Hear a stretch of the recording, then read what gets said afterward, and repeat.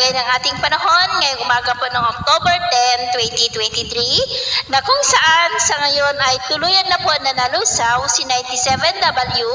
Ang sirkulasyon po nito ay remnant po ni 97W na sumabay po yan sa monsoon trough na dahilan ngayon ng mga isolated rains sa ilang bahagi ng Southern Luzon, Visayas at Mindanao. Samantala si Bagyong Bulawen naman ay nasa typhoon category na po habang nasa layo po ngayon ng 2,400 km east ng Visayas na kumikilos po ngayon pa northwestward pero liliko rin po yan dahil mahaharangan ng hangin na mula sa taas o yung tinatawag po natin na amihan.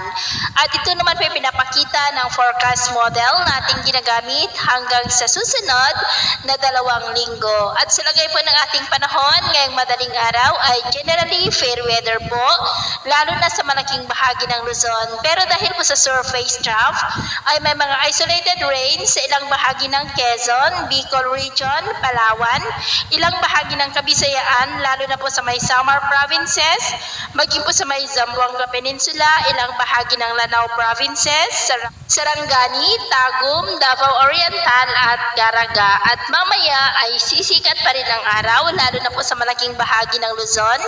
Pero dahil po sa surface trough ay maulap na kalangitan na may mga pulong-pulong pag-ulan, dyan po sa may Quezon, Bicol Region, Palawan, Samar Provinces, Leyte, Bohol, Cebu, Panay Island, Caraga, Sulu Archipelago, Zamboanga Peninsula at ilang bahagi po ng Davao at Sarangani. At mamayang hapon ay mas malalakas na ulan ang ating aasahan sa malaking bahagi po ng Mindanao, Visayas, Southern Luzon at ilang bahagi po ng Cagayan Valley.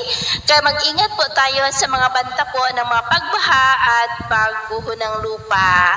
At sa atin naman pong mga baybayin, wala naman po tayong nakataas na namang gale warning signals, pero iba yung pag-ingat lamang po kung papalaot tayo para mas makaiwas sa mga sakunang pangkaragatan.